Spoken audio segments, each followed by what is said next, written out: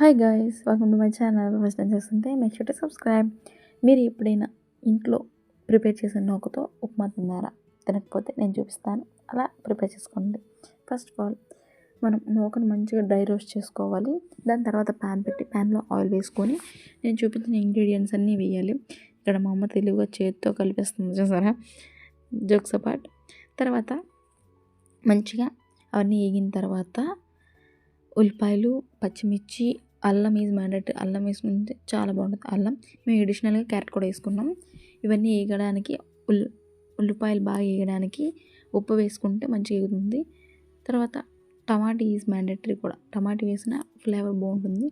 టమాటా వేగిన తర్వాత 1:3 రేషియోలో వాటర్ వేసుకోవాలి. ఒక గ్లాస్ రవ్వ తీసుకుంటే 3 గ్లాసెస్ ఆఫ్ వాటర్ వేసుకోవాలి. బాగా బాయిల్ అయిన తర్వాత నూక వేసుకుంటూ కలుపుకోవాలి. తర్వాత రిజల్ట్ ఎలా ఉంటుంది మీకు వీడియో నచ్చితే థ్యాంక్ యూ ఫర్ వాచింగ్.